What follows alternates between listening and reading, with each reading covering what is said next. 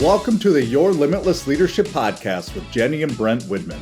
Here, we believe leadership isn't just about titles. It's about how you show up in every aspect of life. Whether you're leading a business, building a legacy as an entrepreneur, guiding your family, or striving to lead yourself first, this podcast is for you. Join us as we dive into real conversations about growth, decision-making, and the courage it takes to lead with purpose.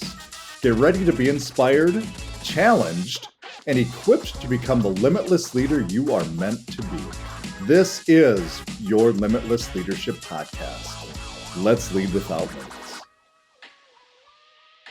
All right. Welcome to your Limitless Leadership with co-hosts, Mrs. Jenny Widman, CEO, founder extraordinaire of Your Limitless Coach, speaker, global speaker, background singer,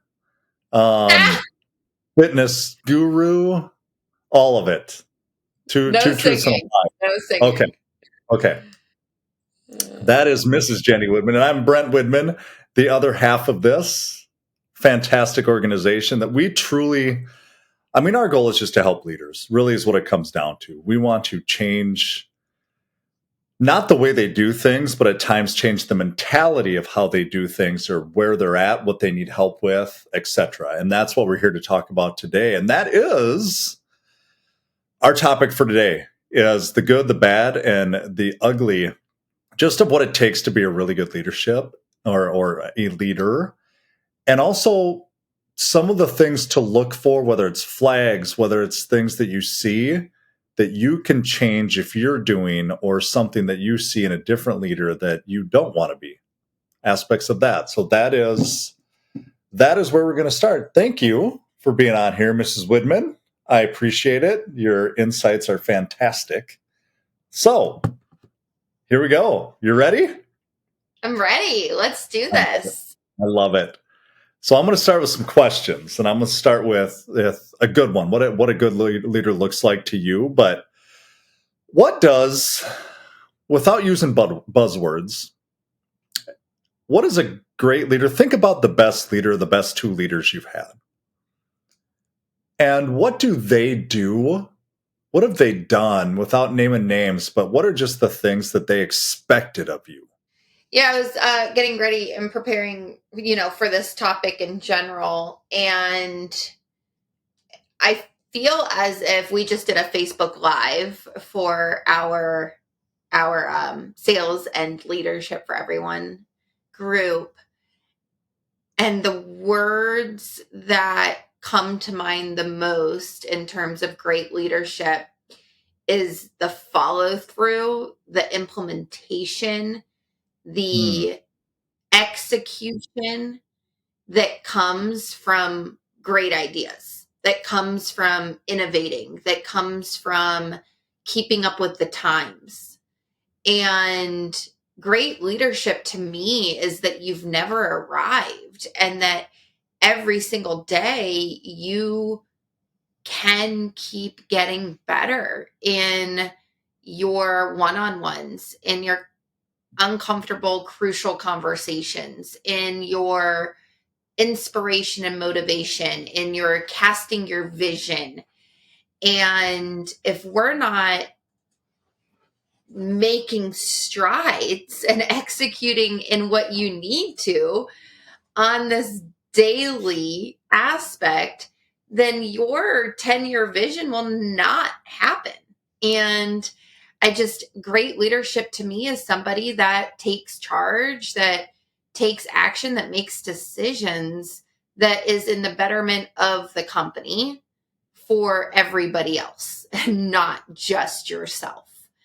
And it's not promoting the wrong people. It's not letting things go on too long. It's just protecting that culture at the end of the day.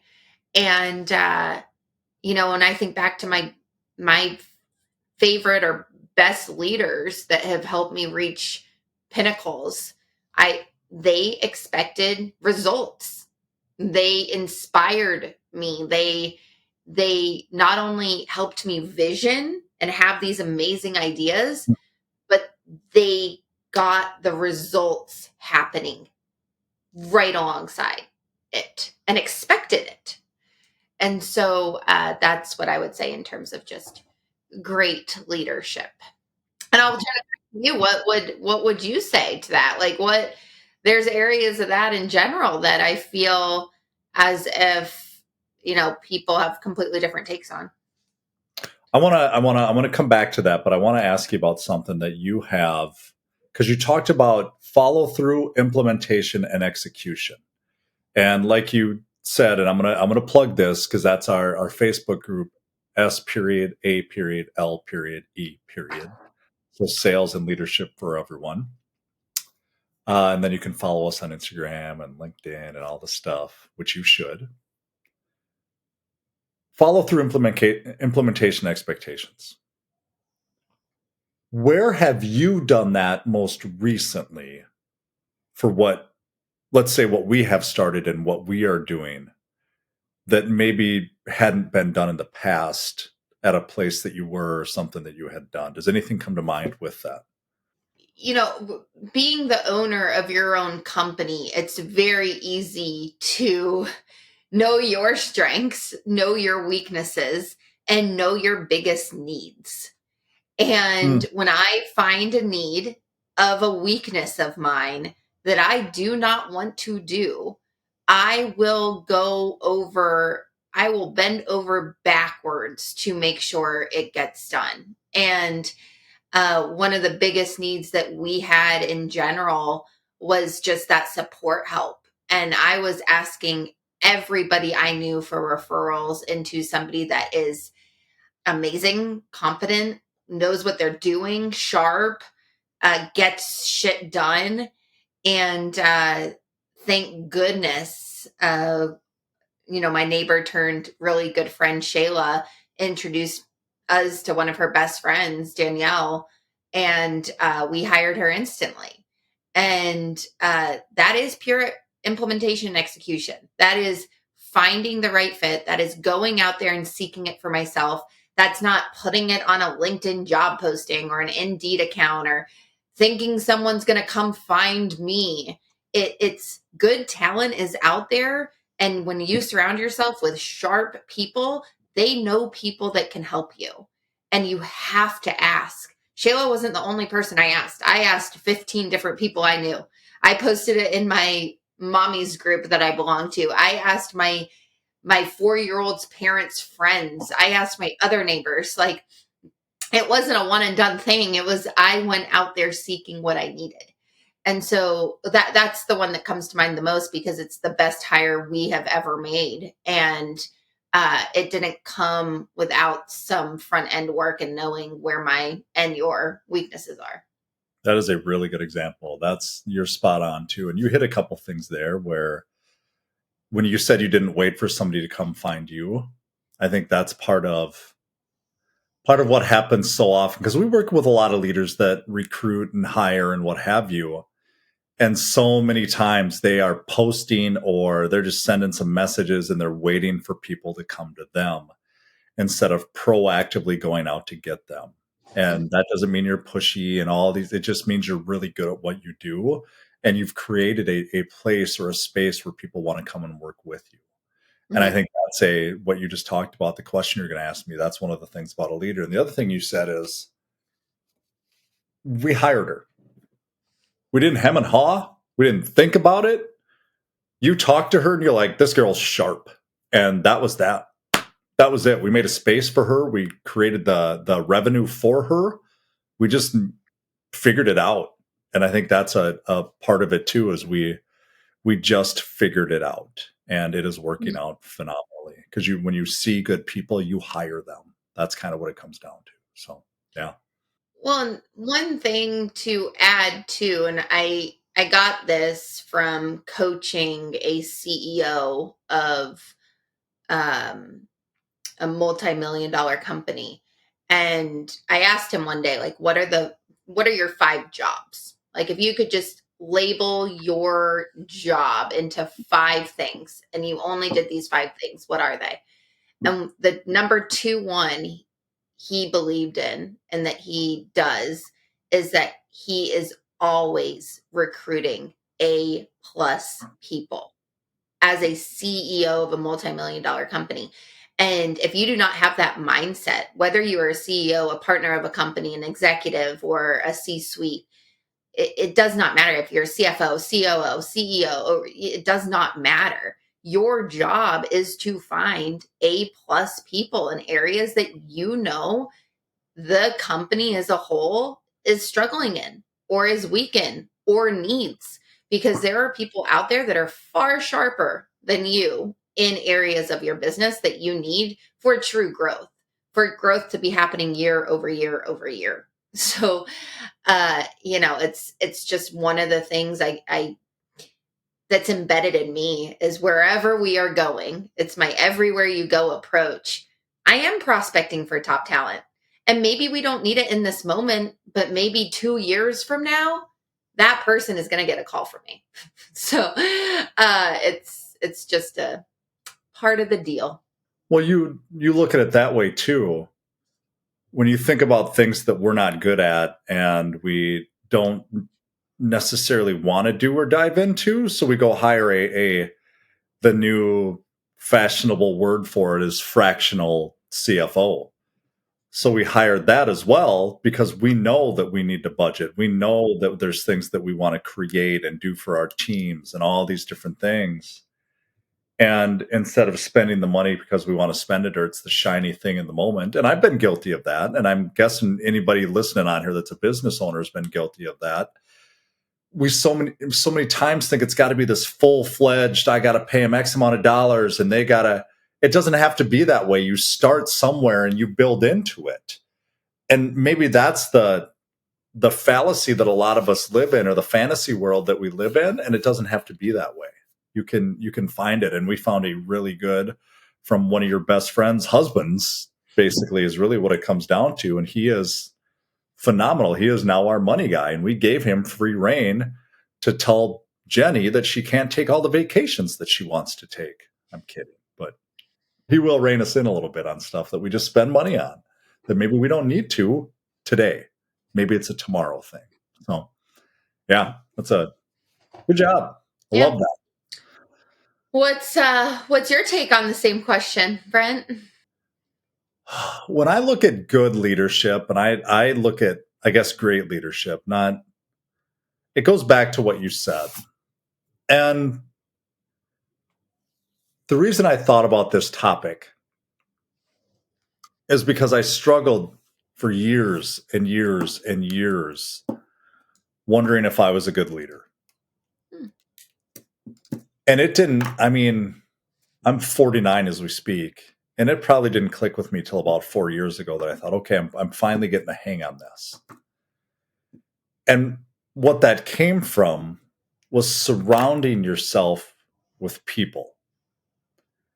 And just because we were one way 5, 10, 15 years ago doesn't mean that's who we are.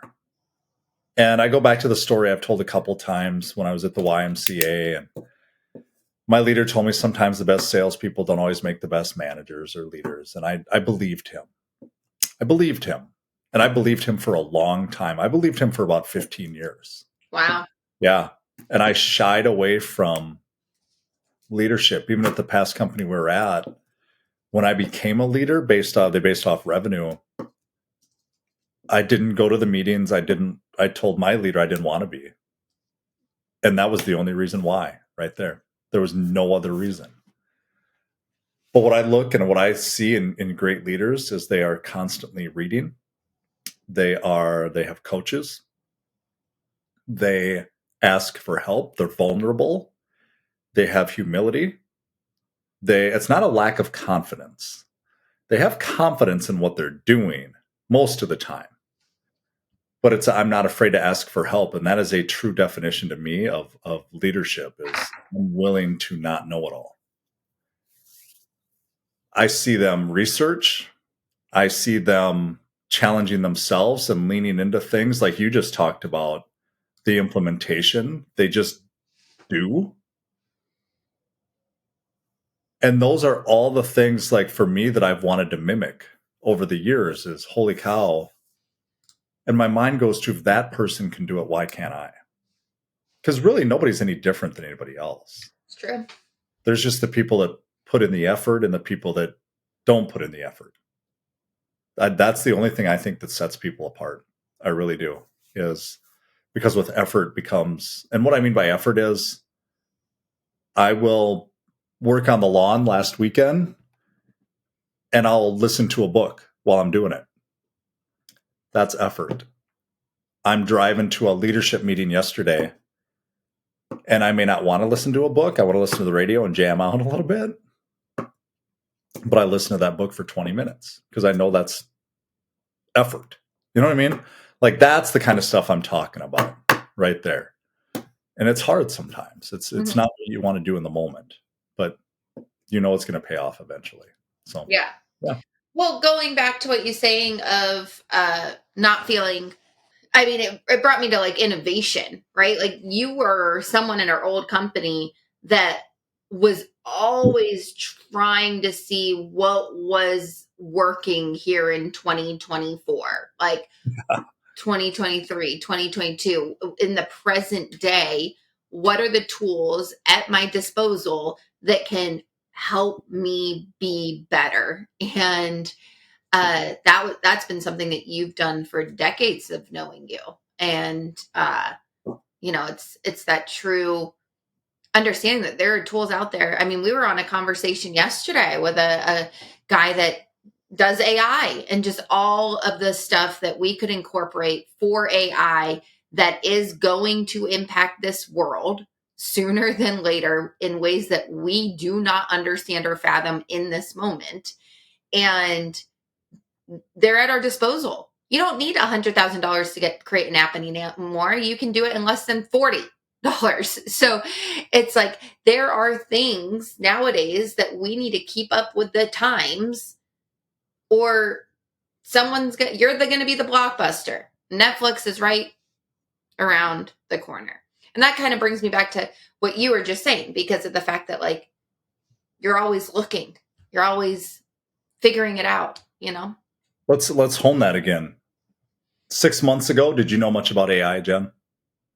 No. Mm-mm. No. Nope. That GPT, that's all I knew of. And you didn't really use it.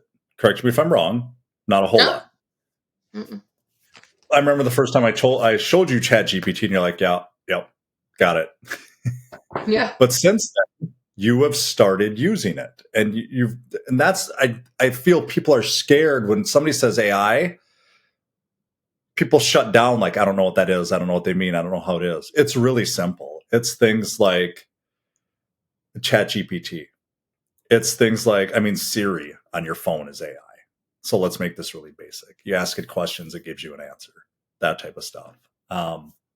Same thing there. I was in a leadership meeting yesterday for a group I'm in, and there were 7 of us in there, and they went around the room and asked about AI and how many people use it. And there was only 3 of us out of the 7, which doesn't surprise me. It's less than 50% of the people, because leaders are typically, many of us are older. And all I mean by that is older than 22, 23, which is pretty normal for them to use things like this.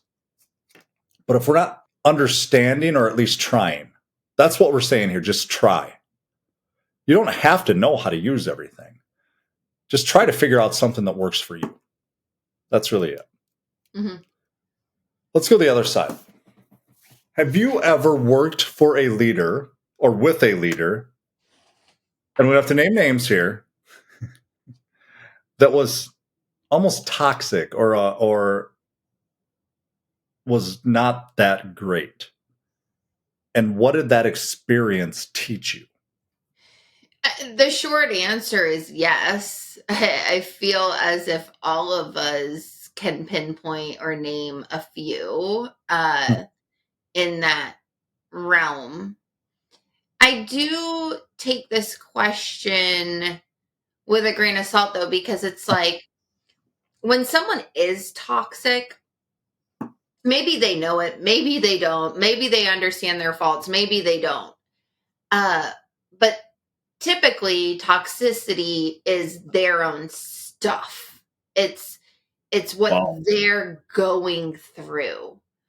And as much as we can point fingers and blame someone, I really, and my answer would be completely different 5 years ago, but like today, it is, I, I want to pour into them more. I want to feel, I feel sorry, and I hope that they get the therapy or the counseling or whatever they need so that greed or that ego or that fear doesn't take over them. Because let's face it, there are some leaders that are in leadership right now that should not be in leadership. They need to go do work on themselves. They need to figure themselves out a little more before they're putting their stuff on others. I just got off with one of my best friends. We take like steps during our lunch hour for 20 minutes, and she was complaining. She's a dermatologist, a nurse practitioner, does extremely well for herself, makes a lot of money, and she has a boss that's extremely toxic, a person that does not protect other people's schedules, boundaries, wishes, anything. She doesn't listen. And she was like venting and venting, and she goes, what are your thoughts? And I go, I honestly feel sorry for her, because whatever she's going through internally, like, she's taking it out on you. She's yelling at you. She's putting you in your place, but in reality, what's going on inside her is deeper than anything else. And it's when you can at least approach something with or someone with empathy, it makes you take the higher road, and you will get that position one day, not in that situation, but in others, and and you will come out of it stronger. And so I know I didn't necessarily answer your question, but You did. I do have a different viewpoint of leaders Yeah. that are toxic, probably the most. That was the most forward thinking answer to that question. I didn't expect that. That was, you said they have their own stuff. And many of us don't think like that. We look at a leader that maybe we deem that they're not very good, and we get mad at them or frustrated or upset, like your friend did. Like, oh, why do they got to be like that? Why do they got to do this? Not understanding or seeking to understand or realizing that they're people too. They have stuff too. And they've been taught that way, or they've learned that way, or they're lashing out, or maybe they don't know it, just like a kid would. And that perspective, you keep that when you see other people, that gives you the opportunity to help others instead of shut down and get mad at others and say they're just not a good leader. And the fact you said that, I didn't know that, or wouldn't have answered this the same way 5 years ago. Like, that's powerful stuff right there. I don't know if you understand that, but that is, I've asked other leaders that question. That answer floors me, because I didn't think of it that way. I've heard it before, but I didn't think about it that way. Like, when you see people struggling or upset or frustrated, like we talked about our neighbor the other night, he's just probably been through some stuff, and that's why he's kind of negative once in a while and frustrated. Like, we don't know. We don't know what's in there. You Hmm. know, it's his door. It's not my job to open it up. And I mean, I can, but you'd have to Yeah. let me in. So, yeah. Wow. It's easier now being, you know, in true ownership and entrepreneurship, because I used to always, I heard that quote the other day that, like, sometimes when you're in a bottle, you can't read the label on the outside of it. Yeah, I heard that Now too. that I'm out of the bottle and I'm looking inward, or, at the label, it's just different perspective. And I just feel like what life is all about is learning perspective. I always say, like, I'm getting my master's at life just by doing hard things. And that's what it's kind of, that's how I look at it now. I look at it the same way in a picture. Kind of like you said, the bottle. When you're in the picture, you can't see yourself in the picture. Mm-hmm. But when you look at the picture from the outside in, you can see the good and you can see the stuff you don't like, I guess, that way. So that's up to us to change it. Huh? Yeah. Good talk. Questions. Going back to questions. Let's just say if you had a magic wand, Brent, you could erase one bad leadership habit from this world. Just one. That you've coached hundreds, thousands of leaders. You've seen what habits leaders have. If there was only one that you could erase, what would it be and why? I don't think it's a bad thing. The first thing that came to my mind when you asked that, I think, was what we just talked about, is looking for the new or next. Like, I just talked to a leader that he recruits, but all he does is goes on LinkedIn and sends cold messages and asks his advisors for referrals. That's it. Like, that's it. And that's okay. But if you only have 2 poles in the water, you're only going to catch so much fish. Mm-hmm. And I wish leaders would open up more. Now, there's some really good ones. If you create, like we're talking about, the avatar of a really good one, they're visible. They're absolutely visible. And I think that's the other trait, is a lot of leaders, we get put into leadership because we're the people that are good at sales, or we're the people that weren't good at sales, so we want to be in leadership. I want to marry both of those. Because to be a leader, you have to be, and when I say good at sales, I don't mean just picking up the phone and calling people. I mean, you have to understand how to lead people. That is a sales trait. And what I mean by that is understanding, it's empathy, it's understanding the way people think, personalities, it's understanding what drives them, it's their goals, their vision, how to move them emotionally to make a decision. It's how to guide them to what they want to accomplish. And I wish I could, it's kind of the opposite of your question, but I wish I could take the trait of not knowing those things away from leaders so that they would put the time and effort into knowing those things without hiding in their office and being that leader that just does enough. And that's kind of what gets to me at times, is I want to help them create the efficiencies and the so they don't have to have pressure on themselves anymore. They just do. They just do. Mm-hmm. Yeah. I guess my question there is for you, when you look at really good leaders, so let's take the flip side of this. How do great leaders create that confidence in themselves, or that confidence in their team, that trust? And how, I guess you can do the flip side too if you want, but how could they take it away? It's a loaded question. What I was going to say back to what you just said Yeah, we is can start that one. Yeah. everybody is in sales, everybody.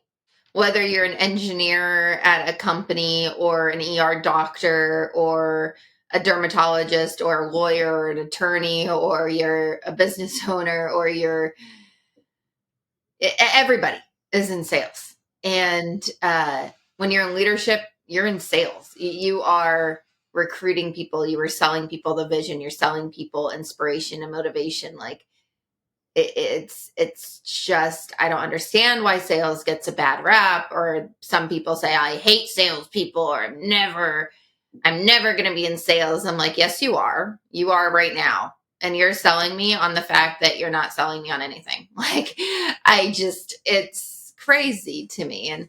And yeah, so that's what I wanted to say back to that comment. But trust and how to gain trust and confidence, truly, is, I'd say, like twofold. It's doing it. It's doing it scared. It's action every day, and it's leading yourself first.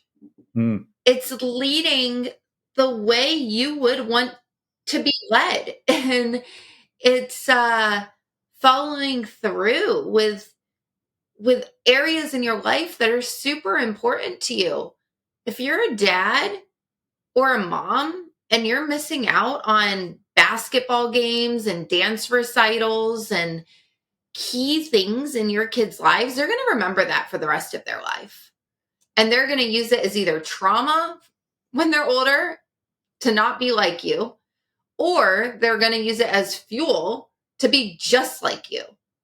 And so it's like, it's leading yourself first, because trust and confidence comes from someone looking at you and saying to themselves, I want to be like that person. I mean, one of the things that fuels my fire is the word role model. I want to be a role model for our daughter.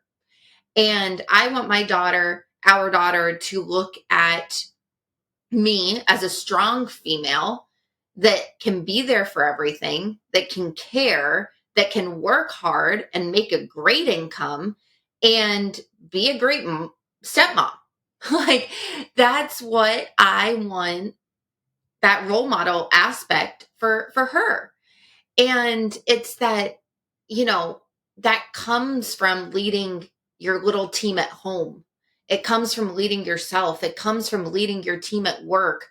And trust then happens because they see you do it every day. They see how disciplined you are. They see how healthy you look. They see how much fun you have and how much balance you have and the boundaries you have. And I wouldn't say that I balance every day. There are days I work 10 hours, 12 hours. There are days I work 3. But it's when I'm working, I'm working. And when I'm scheduled, I'm scheduled. And I follow through with that schedule. And that earns trust. But then my team can also see that I took Friday afternoon off to pick up the kids to go do something with them. And my kids can see that. So it's that give and take. And it's not like you need balance every single day of your life. You shouldn't have balance every single day of your life, but you should make what's important a priority in that day. My workouts, my 10,000 steps, my eating healthy, my work time, my kid time. But sometimes work time takes a little more of the calendar, and then sometimes kid time does. And it just depends. And that's how trust gets developed, is they see something within yourself that they want more of, and they trust you can be that mentor to get them there. I love that. It's the, to paraphrase a little of that, it's the show them, don't tell them. And everything you said there, like when you're listening to this, the only reason she can say those types of things is because she does it. We're not telling you, or like, you would know if we were sitting here telling you things that we're not doing or helping people with, if you will. Like, there are times, like, I stopped at 4:30 the other day and she was like, good job. And those are things that I want to do, not have to do. It's spending time with your family and your kids. But when you're at it, be at it. And so many are not at it when they're at it. So it takes them away from the other things that they are doing. Mm-hmm. And I don't know if they see it. And I think that's part of the underlying thing, that until you start to see it, you'll tell yourself you're too busy. You tell yourself you can't. You tell yourself you have to take that phone call. You tell yourself you have to do those things. When you create boundaries and efficiencies, you don't have to do that in the moment because you're scheduled to do other things in the moment, right, if you will. Yeah. And that's the show. Especially kids, man. They will see right through your crap. They just will. And they will call you out on it, which is fantastic as well, which is kind of cool when they do that. Yeah. Yeah. Leading little humans is just as hard as leading your teams. They're stubborn little mules, that's for sure. What what's a habit in leadership that you have created or you have helped people create? I guess the first thing that came to mind for me was schedule, because I literally have it on my computer. Your schedule is your lifeline. If you break it, you die. Awesome. And, you know, the habit I would say is putting your priorities into a schedule. And it doesn't mean you have to be scheduled from 6 a.m. to 6 p.m., like 9 p.m. at night. It's every single minute. It's that you at least have an agenda for the day that's going to help you get to that 5 year vision that you have for yourself. I said it earlier, but like, you cannot accomplish a 5 year vision unless you accomplish your 5 day plan every single week or 7 day, whatever you want to call it. And the number one habit I would say is I help people become more efficient and effective in their time because they know where their time is going. And it's the best use of their time. I mean, one of my leaders, once I had Hudson, one of my old leaders in my prior company, I'll never forget something that she said to me. But she said, if you are going to pay someone else to watch your kid during your day, you better make sure that every single minute of that day is something you want and need to be doing. Hmm. And that has stuck with me ever since. And it's not always work related. Sometimes it's a massage. Sometimes it's something else.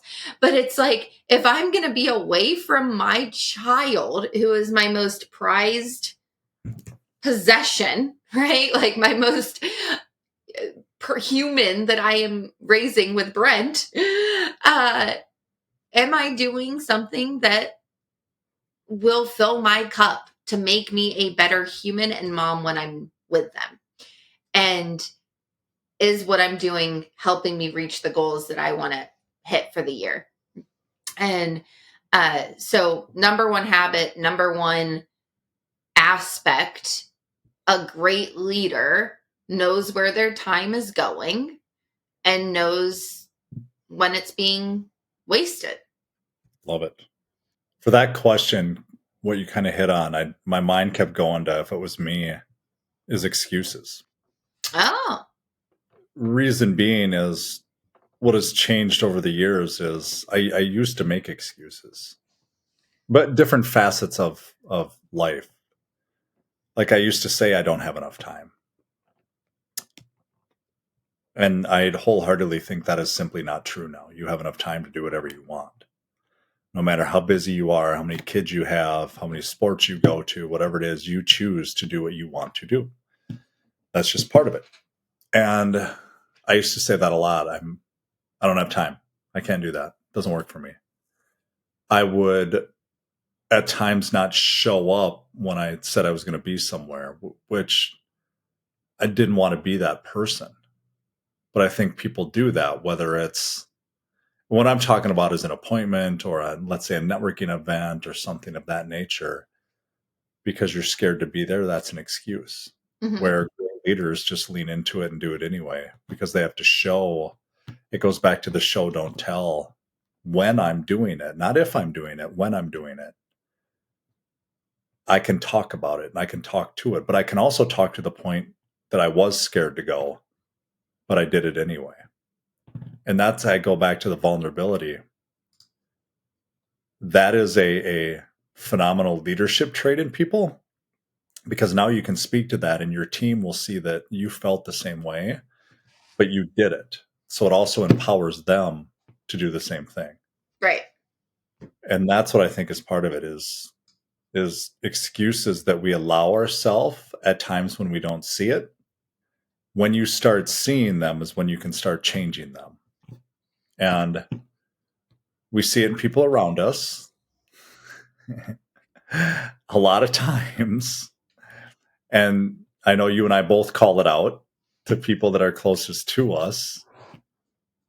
because it kind of drives both of us nuts when somebody gives us an excuse that simply is just something they're telling themselves. It's your story and you're telling it to yourself. Stop telling yourself your BS and you'll be all right. Mm-hmm. And that's what your really great leaders do, is they stop telling themselves that story, and that creates the normalcy or the habit of not doing it. Put it that way. So, yeah. Can you talk about, because excuses goes alongside ego at times, like they don't want to acknowledge the fact or own up to the fact they didn't do something, which is ego. So they make up some excuses to combat that. But you're one of the most humble guys, males I've ever met. So, when someone has ego or a leader has ego, they probably know it, but they don't want to admit it, and they just keep making excuses. How you've seen to overcome that or to humble themselves? That's a hard question. I don't know how to help them in this moment overcome it. I think it's a trait you talk about, and the more you talk about it, the more visible it is. There was a time where go back to when we went to our, reminds me of the story when we went to my class reunion, and the guy that was sitting at the bar was like, Brent used to be conceited and blah, blah, blah. Oh yeah. Yeah. I So forgot. there was a time that was. But there's also a time that you recognize it and you change it. Mm. And if I continued to be that person, I would still be that guy sitting at the bar talking about high school sports. And that was not my goal in life, I guess, put it that way. I Oh mean, my god. At 45 being the quarterback of your football team? yeah, I mean, look at me and what I did, right? That's fun. But I was like that in the past. But I recognize that from if the common denominator when people keep saying it is you, there's something to that. And it's time for you to take a look at that bottle that you're talking about from the outside in, because you're in the bottle right now. And I think that's where if you let people in and open up, that was probably the single biggest thing for me that I had to realize, that other people helped me realize, is that you're just not very good at what you do. And you need to realize that. And there's people that want to help you get better. Let them help you. Mm-hmm. And when you let people in, really, now I don't want to sit here and say the right people, because I don't want people to get hung up on that. You know who the people are that you look up to, or you look around and think that they've got it together. Those are the people you let in. And we could name names probably for 5 minutes, right? All these people that have helped us along the way in different facets. And that's what's changed. And I think that's what really great leaders do. Is I don't care if they have a different title than you, an above title. They're not a title. They're just a person that works there, but they're a good human. Let them in. Mm-hmm. Let them in and watch what happens. And that's where you go from being the douche to being more humble, I guess, put it that way. So, yeah. It truly, it's the triple A, the trifecta of where change comes from and personal growth. The triple A, the first stage, the first A is you have to be aware. You have to be aware that you That's have hard. a fault, that you have something that you can improve. The second A is you have to accept it. Like, you truly have to accept the fact that you have a weakness. You need help.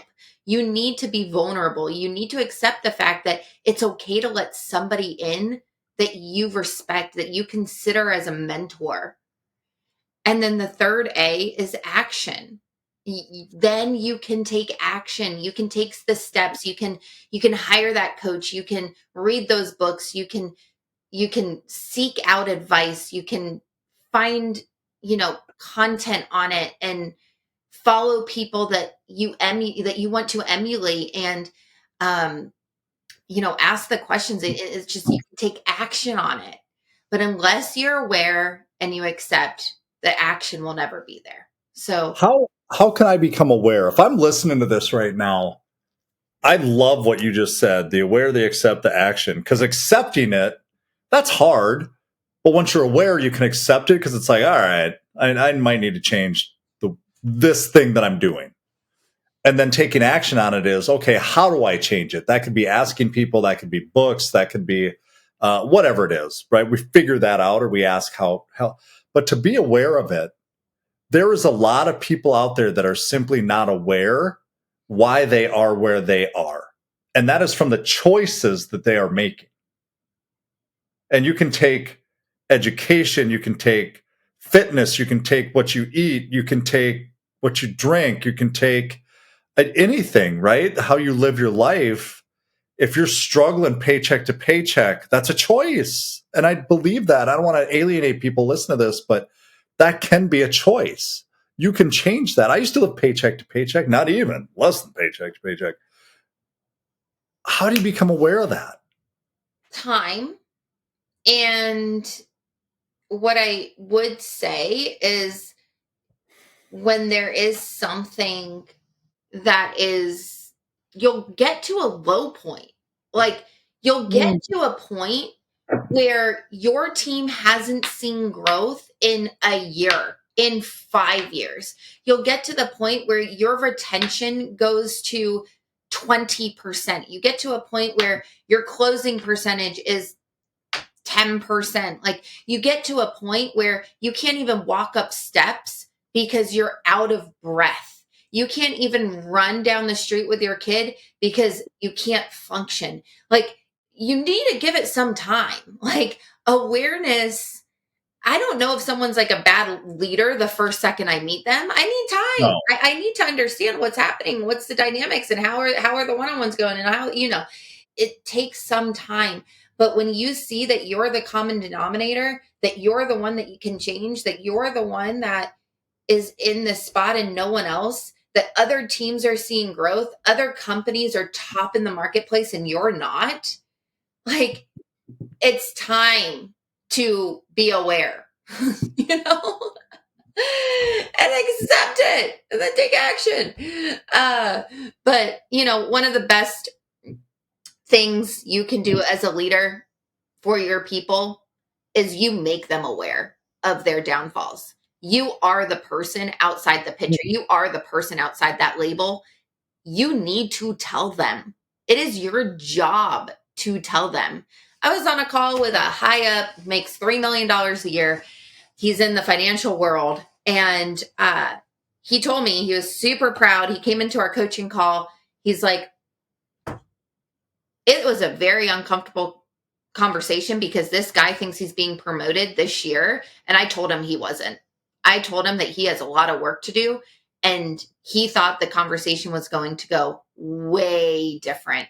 And I had to tell him that he's not getting promoted. And there's no sight of him getting promoted. And he had to make him aware of it. Like, great people make people aware of their downfalls. And if you don't do that for other people, no one's going to do it for you.